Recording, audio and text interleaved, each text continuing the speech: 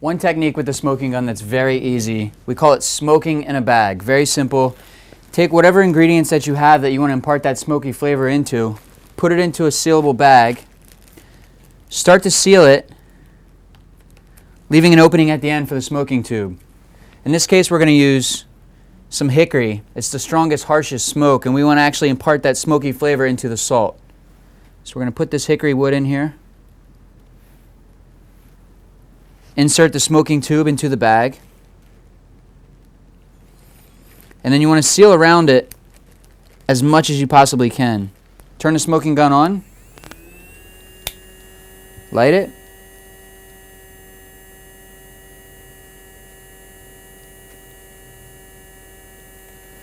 And notice that it starts filling that bag up with smoke. Once it's pretty much full and there's not a lot of room left in the bag for any more smoke, you can cut the gun off, pull the tube out, and seal it the rest of the way.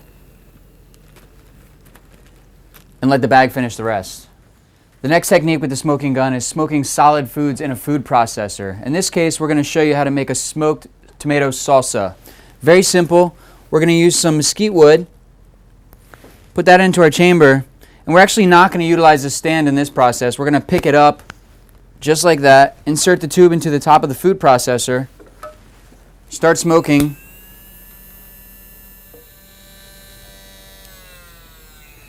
Seal the smoke in, gently pulse it, and all that smoke is you're basically seasoning your salsa with smoke at this point. And then we'll just leave it like that until we're ready to serve it. This technique with the smoking gun is about blending the smoke into a finished soup right here inside the blender. Now the way we're going to do that is add the wood chips to the smoking gun. And in this case, we're going to pick the smoking gun up, insert the smoking tube into the blender. Notice that I left a lot of room in the top of the blender. That's room for smoke. So we're going to fill this whole area up with smoke, cap it, and then blend the smoke using the vortex of the blender right into the soup. I think we've got about enough smoke in there now. We're going to cut it off. Stick the lid on and blend that smoke right into the soup.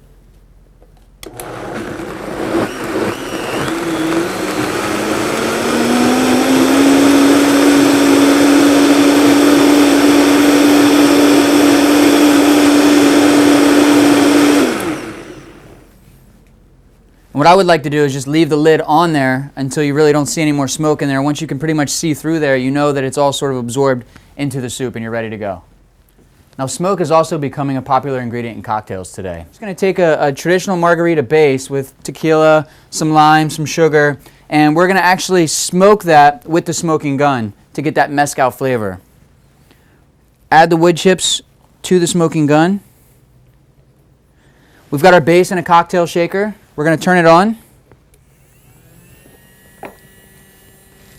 Light it until you start getting a nice even flow of smoke. Once you have a steady flow of smoke, you can stop the fire, put it into your cocktail shaker, and cover it slightly. And we're just going to smoke it until this thing actually fills with the actual smoke. Cover that up.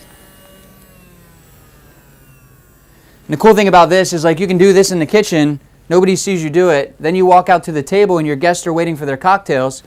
Take the lid off and you can pour that smoked margarita right into the glass in front of them. Another cool thing you can use the smoking gun for is tableside presentation. Now, why not bring the smoke and the flavor of the grill to the table with your steak?